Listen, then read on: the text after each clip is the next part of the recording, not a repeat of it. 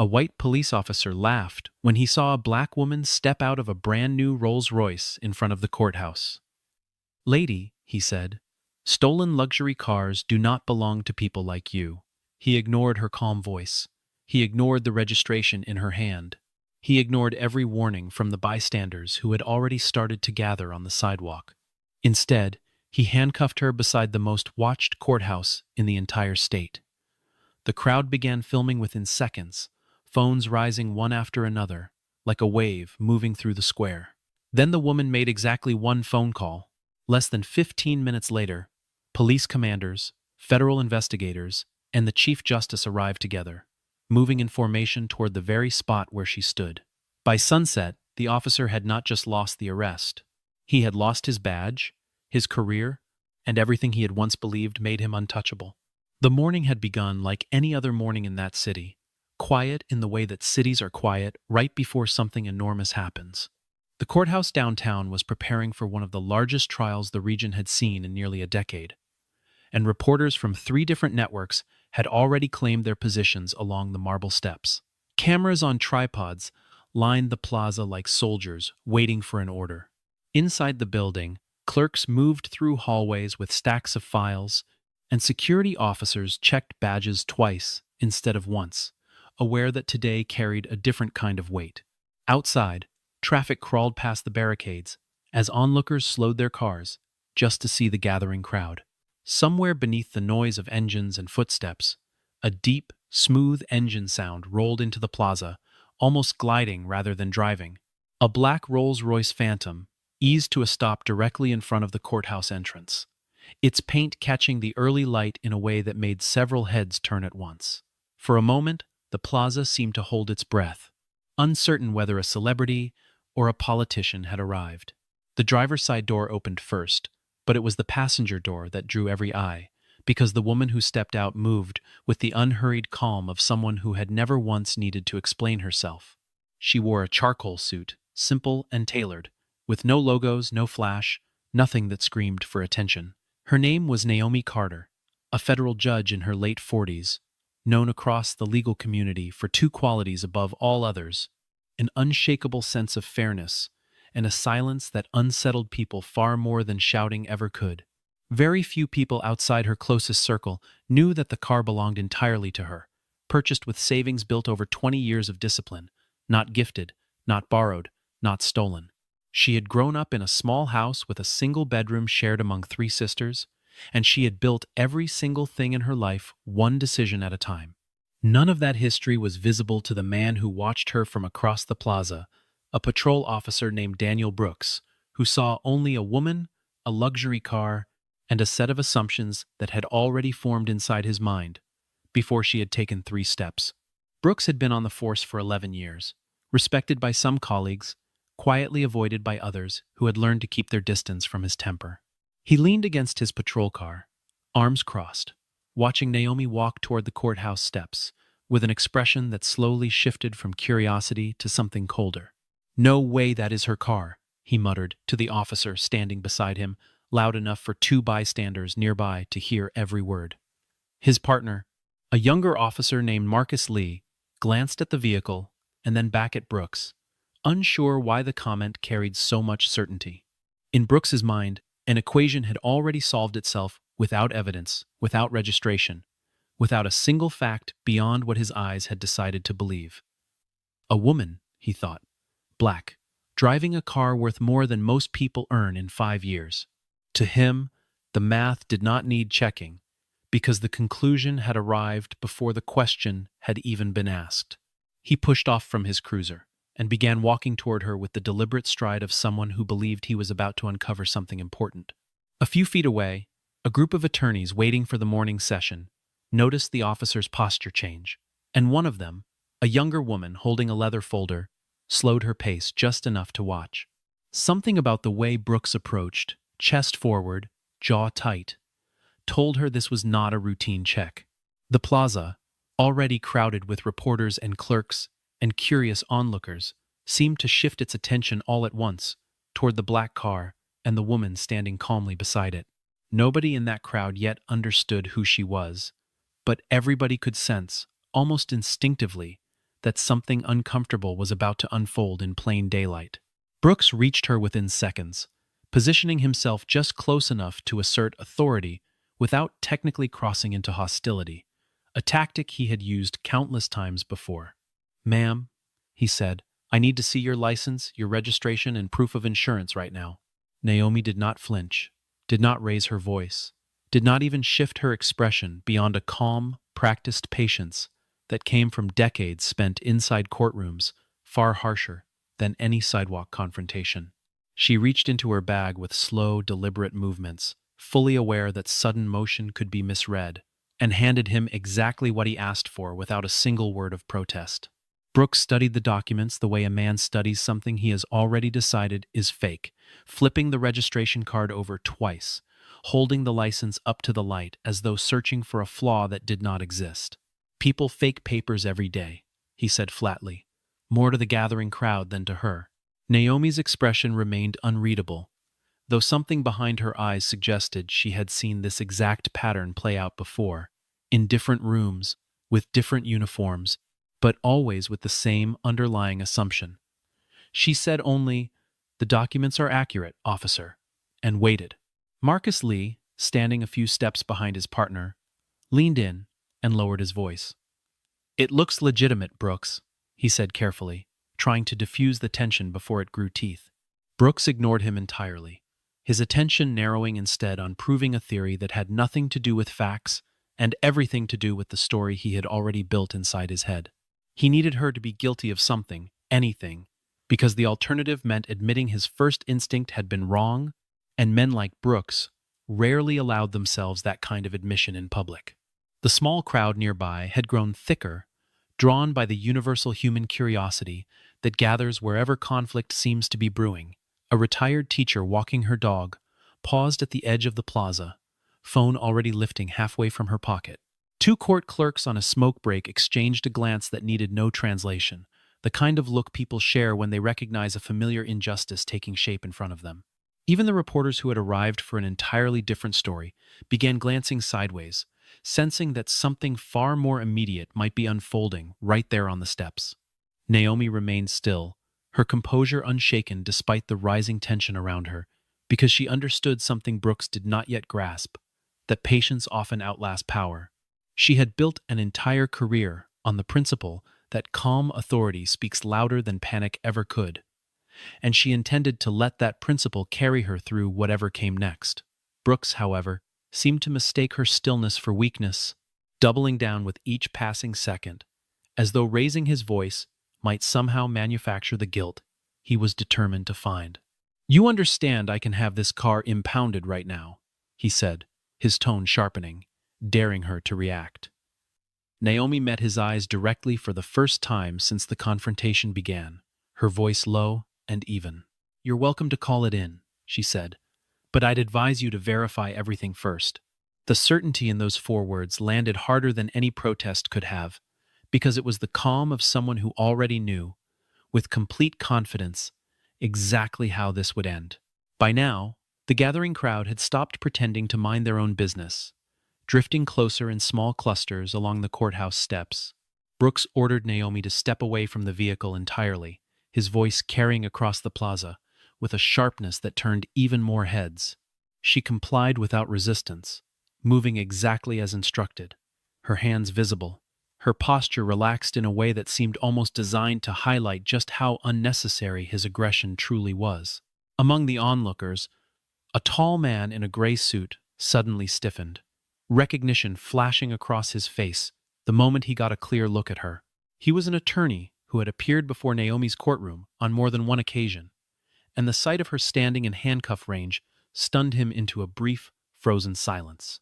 He leaned toward the colleague beside him and whispered just loud enough to be heard by 2 or 3 nearby strangers. "That is Judge Carter," he said, his voice tight with disbelief. The words rippled outward in a slow wave, passed from one mouth to another until a noticeable shift moved through the crowd, an unmistakable tension that came from realizing exactly how wrong this entire scene had become. Brooks either did not hear the warning or chose to dismiss it entirely, too committed to his version of events to allow new information to interrupt it. "I do not care who she says she is," he snapped, loud enough for everyone nearby to hear with painful clarity. The statement landed like a small explosion across the plaza, because Naomi had said nothing about her title, had not once raised her position as a shield, and yet Brooks had already decided that any claim to credibility from her had to be a lie. More phones rose into the air. A young man recording from the courthouse steps adjusted his angle to capture both Brooks and Naomi in the same frame, narrating quietly under his breath for an audience he had not yet gathered, but somehow already sensed would exist. A live stream blinked into existence on a small screen held by a college student near the barricades, the little red icon glowing as though marking the exact second history decided to take notice. Within minutes, dozens of strangers were no longer just watching, they were broadcasting, turning a quiet sidewalk encounter into something the city would not be able to ignore by evening. The pressure in the air thickened with every passing second. Not loud, not violent, but heavy in the way silence becomes heavy, right before a storm breaks. Naomi remained motionless, watching Brooks with an expression that held no fear, only a kind of patient disappointment, the look of someone who has seen this story before and already knows exactly how foolish the ending will appear once the truth comes out. Brooks, sensing the crowd's mood shifting against him, seemed to grow even more determined to assert control, mistaking the rising tension as a reason to escalate rather than a warning to stop. Somewhere near the edge of the plaza, a court security officer radioed in a brief, cautious message, alerting his supervisor that something unusual was unfolding outside, though he chose his words carefully, unsure yet of how serious the situation truly was. Inside the courthouse, clerks glanced toward the windows, drawn by the commotion building outside the very walls where order was supposed to be sacred. The contradiction was not lost on anyone watching closely. A system built to deliver justice fairly was now standing witness to the opposite happening right outside its own front doors.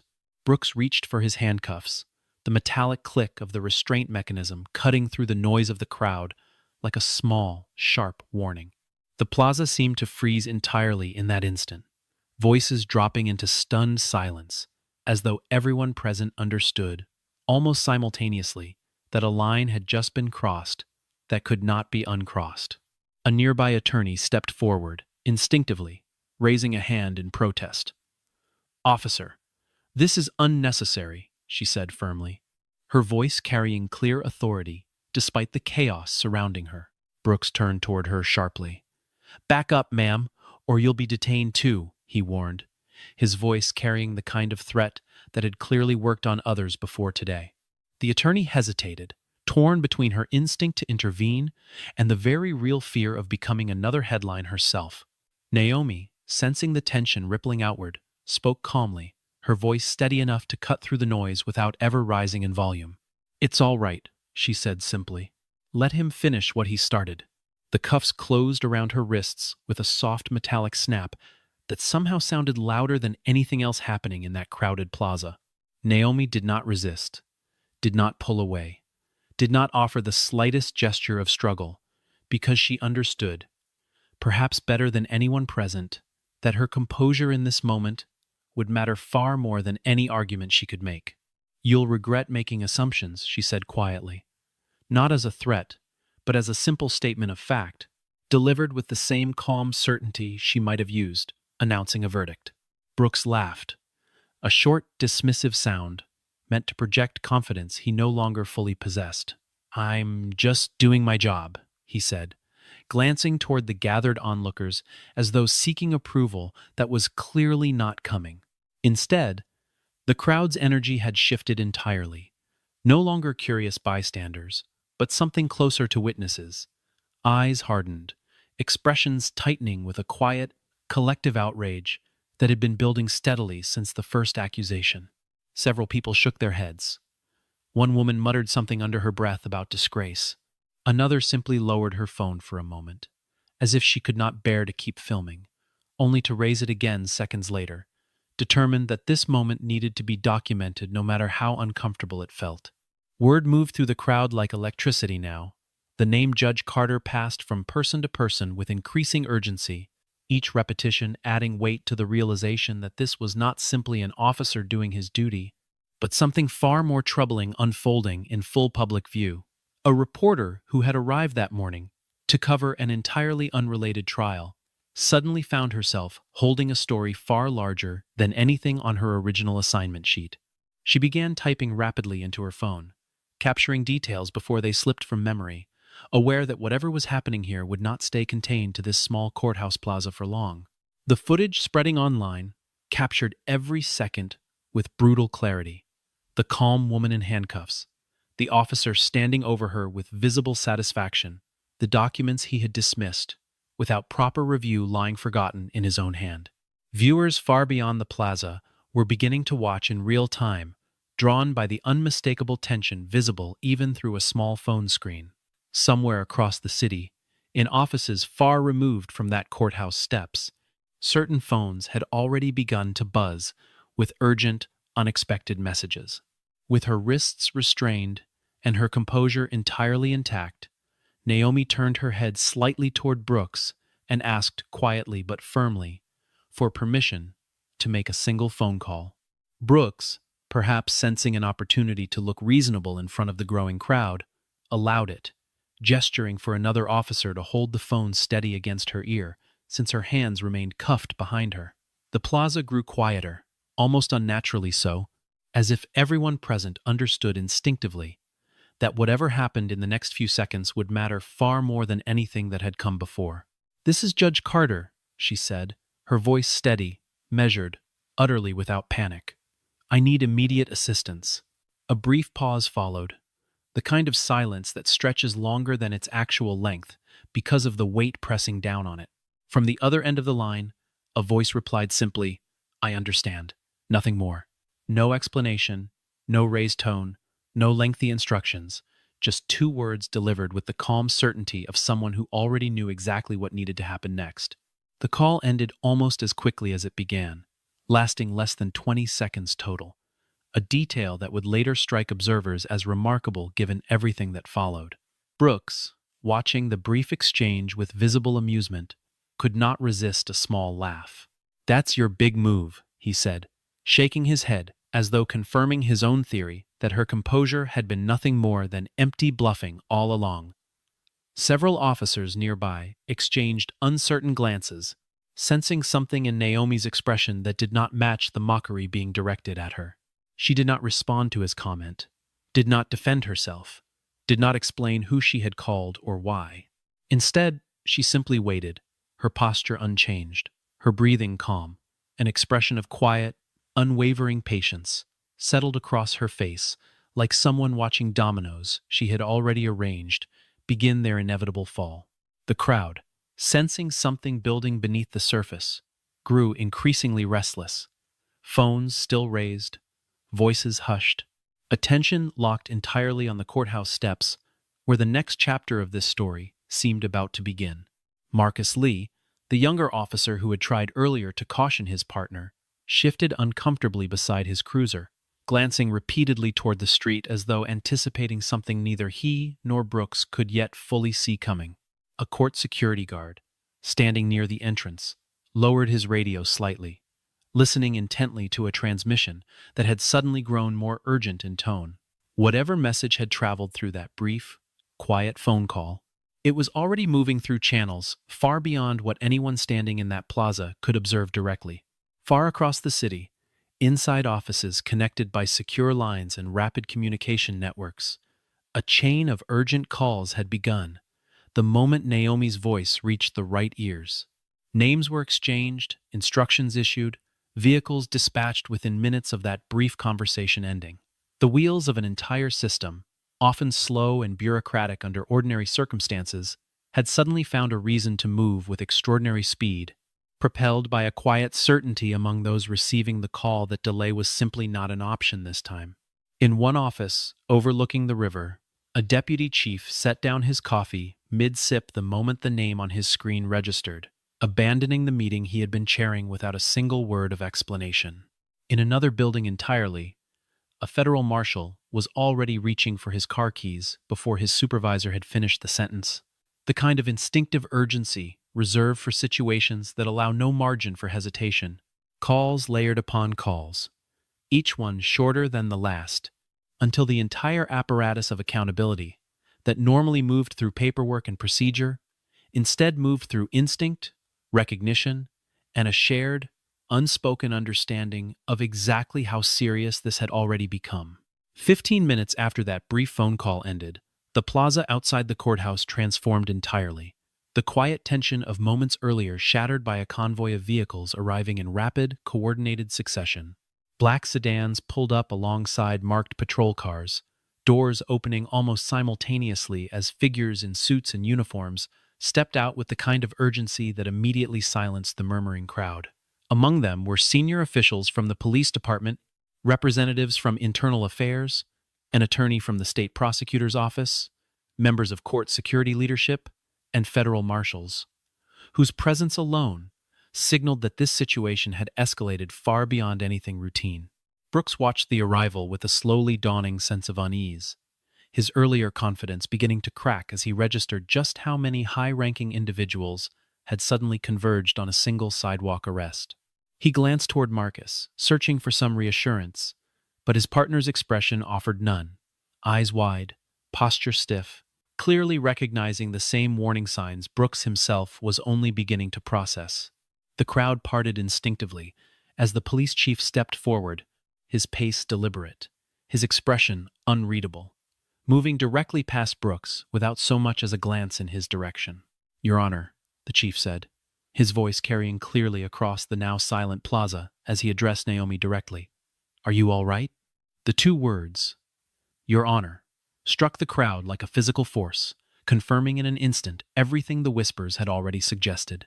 Brooks felt the blood drain from his face, the full weight of the title landing with the precision of a verdict already decided. For the first time since the encounter began, doubt crept into his expression, replacing the earlier certainty with something closer to dawning horror. Naomi answered calmly, despite the handcuffs still binding her wrists, her composure unwavering even now. "I'm fine," she said simply, "though I would appreciate these being removed."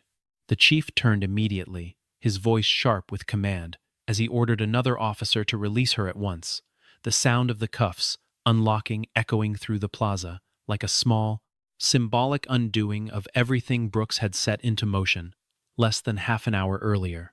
The crowd, watching in stunned silence, seemed collectively to exhale, releasing tension that had built steadily since the first accusation was hurled. Brooks attempted to speak, stumbling over a half-formed explanation about following procedure, about reasonable suspicion, about simply doing his job as he understood it. No one acknowledged him. The internal affairs representative did not look in his direction. The federal marshals exchanged brief, clipped words with court security, already coordinating next steps that clearly did not include hearing Brooks's side of the story just yet. It was, perhaps, the loneliest moment of his entire career, standing surrounded by colleagues and superiors who had all, in the span of a few seconds, decided he no longer mattered to the conversation taking place. Naomi rubbed her wrists gently once freed, glancing briefly at the gathered officials before turning her attention to the crowd that had witnessed everything from beginning to end. There was no triumph in her expression, no satisfaction at watching Brooks unravel in real time, only the same steady calm that had carried her through the entire ordeal. Whatever came next, she seemed to understand, would not require her to raise her voice even once, because the truth, properly examined, rarely needed defending by the person it had already vindicated. Within the hour, investigators had gathered every piece of available footage, treating the courthouse plaza as something closer to a crime scene than a simple traffic stop gone wrong. Body cam recordings were pulled directly from Brooks's uniform and from Marcus Lee's as well, synced carefully against timestamps to construct a complete, unbroken record of the encounter. Street cameras positioned along the courthouse perimeter offered additional angles, capturing details the officer's own equipment had missed, including the exact moment Brooks dismissed the registration without ever truly examining it. Court security footage added yet another layer, showing the crowd's reaction building steadily from curiosity into open concern well before the handcuffs ever appeared. Investigators cross-referenced this material against the dozens of live streams and recordings already circulating among bystanders, each version telling essentially the same story from a slightly different vantage point. Brooks mocking, suspicious without cause, dismissive of documentation, escalating a routine stop into something far more serious, based entirely on assumptions formed before a single word had been exchanged. An attorney representing the city arrived within the hour as well, standing quietly to one side as internal affairs began their preliminary review, fully aware that whatever legal exposure existed here would only grow larger the longer the footage circulated unanswered. Investigators sat Brooks down in a small administrative office inside the courthouse. The contrast between that quiet, sterile room and the chaos of the plaza outside, almost unbearable in its silence. "Why didn't you verify the vehicle identification number before escalating this stop?" one investigator asked directly, her tone neither hostile nor sympathetic, simply factual. Brooks struggled to answer, offering fragments of justification that crumbled the moment they left his mouth. He mentioned instinct. He mentioned experience. He mentioned a pattern he claimed to have noticed over years on patrol, though, when pressed for specific examples, his explanations grew increasingly vague and increasingly difficult to defend. The investigator made careful notes, her expression giving nothing away, though everyone in that room understood exactly how thin his reasoning sounded, once stripped of the confidence that had carried him through the original confrontation. Outside the courthouse, the footage had already spread far beyond the initial crowd of bystanders, shared and reshared, until it reached corners of the city that had no direct connection to the plaza at all. Strangers who had never met Naomi Carter found themselves discussing her composure, her patience, the simple dignity with which she had endured something no one should ever have to endure. Equally, strangers who had never met Daniel Brooks found themselves dissecting his every word, his posture, his dismissive laughter, building a portrait of someone whose actions seemed to confirm exactly the kind of bias many had long suspected operated quietly beneath the surface of supposedly routine policing. By early afternoon, the story had taken on a momentum no single person could control or contain, moving through the city with the kind of speed that made traditional investigations feel almost quaint by comparison. The footage was undeniable, consistent across every angle, leaving no room for the kind of conflicting accounts that so often allowed similar incidents to fade quietly without consequence. For Brooks, sitting alone in that small administrative office while his career hung in increasingly fragile balance, the absence of any defense beyond his own word had never felt more dangerous. As the investigation deepened throughout the afternoon, Internal Affairs began pulling Brooks's complete personnel file, a thick stack of documents that told a story far older than the events of that single morning. Buried within years of routine evaluations and commendations were several complaints that had been filed over the preceding decade, each one involving accusations of excessive authority during traffic stops, the majority directed at drivers of expensive vehicles who happened to be people of color. None of these complaints had ever resulted in serious consequences, each one quietly closed, dismissed, or settled without any lasting mark on his record. A pattern emerged with uncomfortable clarity once investigators laid the complaints side by side, dates spanning multiple years, locations scattered across different parts of the city, yet the underlying behavior strikingly consistent each time. A businessman driving a luxury sedan stopped without clear cause. A young executive detained over a registration that later proved entirely legitimate.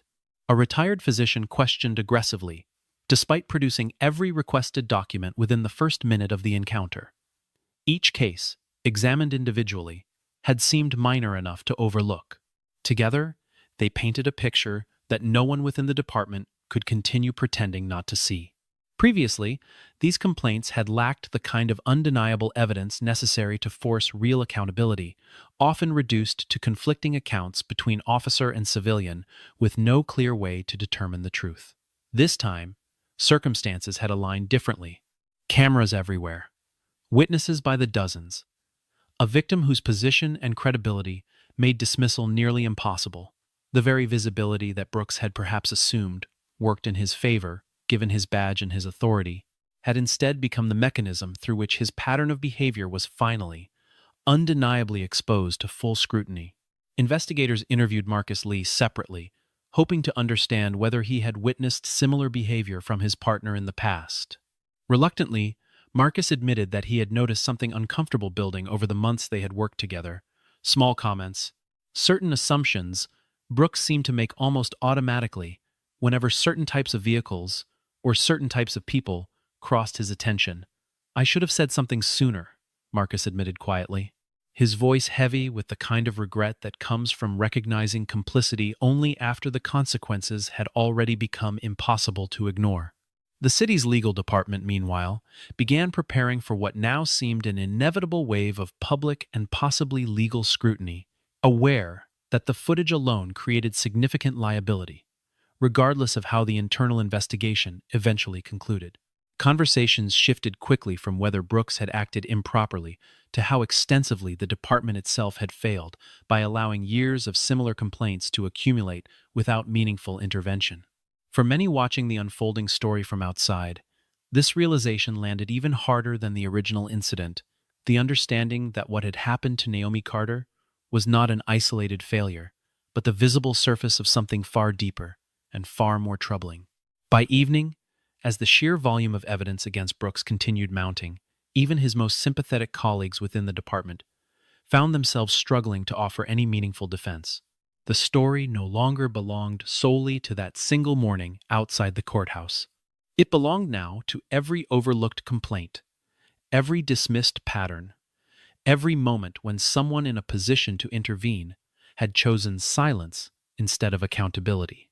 For those watching closely, the satisfaction of finally seeing consequences arrive felt tempered by the uncomfortable awareness of just how long those consequences had been delayed. A retired captain who had once supervised Brooks early in his career was contacted that evening for a brief statement, and his response, though guarded, carried its own quiet weight. "He was a good officer on paper," the captain said, "but paper never tells you what someone assumes the moment they see a certain face behind a certain wheel." The comment circulated quickly among investigators, less because it offered new evidence, and more because it captured, almost perfectly, the exact failure the department now found itself forced to confront. Years of looking only at the paper, never at the pattern underneath it, had allowed exactly this outcome to remain possible for far too long. Throughout the entire ordeal, Naomi Carter conducted herself with a restraint that surprised even those who knew her well, declining every opportunity to transform her experience into something louder or more vindictive than it needed to be. When reporters approached later that afternoon, eager for a statement dripping with outrage or condemnation, she offered instead a measured response, delivered with the same calm she had maintained throughout the entire encounter. "I trust the process to reveal what happened accurately," she said simply, declining to elaborate further despite repeated questions pressing for something sharper.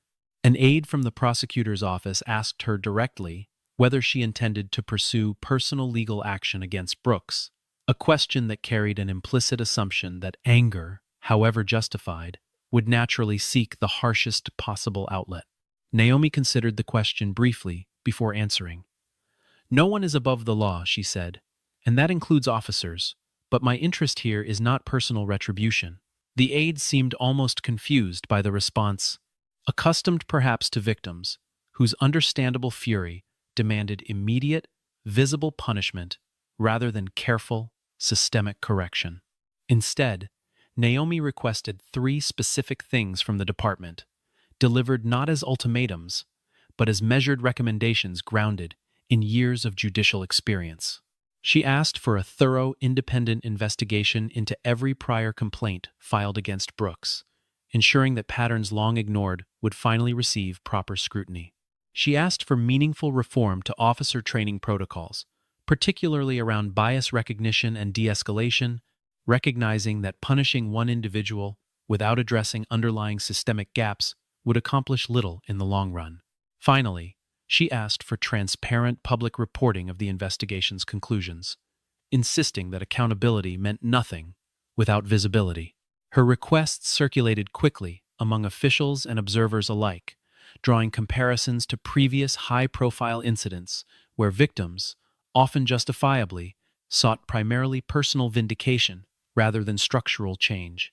The contrast struck many as remarkable, not because anger would have been undeserved, but because restraint of this caliber, paired with such clear, constructive demands, revealed something about character that no title or position could manufacture on its own. Colleagues who had worked alongside Naomi for years were unsurprised by her response, recognizing in it the same disciplined judgment that had defined her approach to every case she had ever presided over. Members of the public, watching the story develop across screens throughout the city, began to notice the distinction emerging between two very different kinds of power on display that day. Brooks had wielded the obvious kind, a badge, a uniform, the authority to detain and restrain, all of it deployed carelessly and without justification. Naomi had demonstrated something far quieter, the ability to remain composed under direct provocation, to resist the pull toward retaliation, and to channel a deeply personal injustice into a call for broader, lasting correction, rather than narrow, momentary satisfaction. That distinction, more than any single detail of the original confrontation, seemed to capture the public's imagination as the day wore on. Strangers debating the story across the city found themselves returning repeatedly to the same observation, that real authority rarely needed to announce itself loudly, while genuine integrity often revealed itself most clearly in moments when shouting would have been so easy and so understandable. For many, watching Naomi Carter refuse the easier path of pure outrage taught a lesson that lingered far longer than the initial shock of seeing her handcuffed outside the very courthouse she served. A local news anchor, closing out the evening broadcast that night, summarized the day with a single line that many viewers would repeat to one another in the days that followed. "What we witnessed today was not just one officer's mistake," she said, "but a demonstration of what it looks like when someone refuses to let injustice make them smaller." Across dinner tables and office break rooms throughout the city, the same conversation repeated itself in slightly different words. People weighing what they would have done in Naomi's place, and most quietly admitting they doubted they could have matched her composure under circumstances so plainly unfair. 3 weeks later, the disciplinary hearing convened inside a conference room far smaller and far quieter than the chaotic plaza where everything had originally unfolded. Brooks sat at a long table across from a panel of senior officials, his uniform pressed, his posture rigid, though the confidence that had once defined him on patrol had long since drained away under the weight of accumulated evidence. His attorney sat beside him, flipping through pages of footage, transcripts, and witness statements that offered increasingly little room for any meaningful defense. The panel reviewed every detail methodically, beginning with the original traffic stop and moving steadily through each subsequent decision Brooks had made that morning. They examined his failure to properly verify the vehicle's registration before escalating the encounter. They reviewed his decision to apply handcuffs despite full cooperation and clear, valid documentation. They considered his dismissive treatment of warnings from bystanders who had recognized Naomi Carter well before the situation reached its most damaging point. Each decision, examined individually, might have seemed survivable. Together, they formed an undeniable portrait of conduct that fell far short of what the badge demanded. Beyond the events of that single morning, the panel also addressed the broader pattern uncovered during the subsequent investigation, the years of similar complaints that had previously gone unanswered. A representative from Internal Affairs presented findings showing that at least 4 prior incidents bore striking similarities to what had occurred outside the courthouse, each one involving assumptions made about drivers based on little more than the vehicle they happened to be operating. The cumulative weight of this pattern made clear that the morning's events were not an isolated lapse in judgment, but the latest expression of behavior that should have been addressed long before it ever reached this point. When asked directly to explain his actions, Brooks offered what amounted to a final, halting attempt at justification, citing years of experience and instinct that he claimed had usually served him well. The panel listened without visible reaction, though the silence that followed his statement carried its own clear verdict long before any official decision had been announced. One panel member finally spoke, her voice steady and without malice. Instinct that consistently targets one demographic isn't instinct, she said. It's bias, and bias has no place behind a badge. The findings, when finally delivered, left little room for interpretation. Brooks was found responsible for racial profiling, abuse of authority, unlawful detention, and conduct unbecoming an officer, four separate violations that together left the panel with no reasonable alternative beyond the most serious consequence available. He was terminated from the department immediately, his certification revoked in a decision that would prevent him from working as a sworn officer anywhere within the state.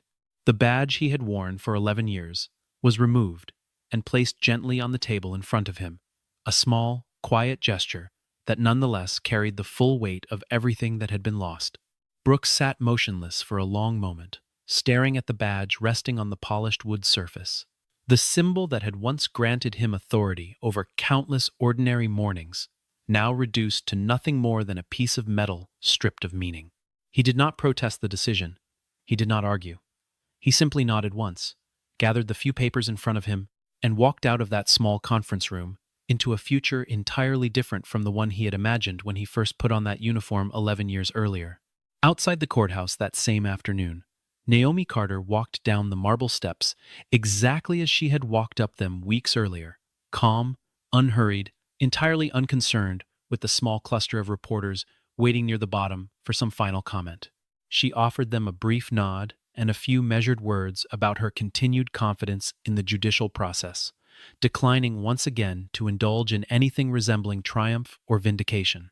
There was no raised fist, no dramatic statement, no lingering glance back toward the building where her own ordeal had so publicly unfolded weeks before. She walked instead toward the same black Rolls-Royce that had started everything that morning. The vehicle parked exactly where it had been left, untouched, unclaimed, exactly as legitimate as it had always been. A young valet, recognizing her immediately, hurried to open the door, though Naomi waved him off gently, preferring to open it herself as she always had. She settled into the driver's seat, adjusted the mirror with the same unbothered calm she had maintained throughout the entire ordeal, and pulled slowly away from the curb, without a single backward glance toward the courthouse steps. The crowd that had gathered weeks earlier to witness her humiliation had long since dispersed, replaced now by a much smaller group who understood the full story and simply wanted to see, with their own eyes, that justice had indeed found its way to a fair conclusion. Among them stood the attorney who had first recognized her that morning, watching the car disappear down the street with quiet satisfaction. Beside him stood Marcus Lee, no longer in uniform that day, having requested personal leave following the disciplinary hearing, his expression a complicated mixture of relief and lingering discomfort over everything he had witnessed and failed to prevent. For the city, the story did not end neatly with Brooks's termination, but rather opened into a longer, more deliberate process of reform that Naomi herself had specifically requested weeks earlier. The department announced sweeping changes to its training protocols within the month, incorporating mandatory bias recognition courses and stricter accountability measures for handling civilian complaints. An independent oversight committee was established to review patterns of officer conduct that might otherwise have continued slipping through bureaucratic cracks the way Brooks's prior complaints once had. None of it erased what had happened, but all of it represented exactly the kind of lasting correction Naomi had asked for, instead of simple, narrow punishment. In the months that followed, Naomi returned to her courtroom much as she always had, presiding over cases with the same steady discipline that had defined her career long before that single morning outside the courthouse. She rarely spoke publicly about the incident again, declining most interview requests, choosing instead to let her continued work speak for itself in the way she always preferred.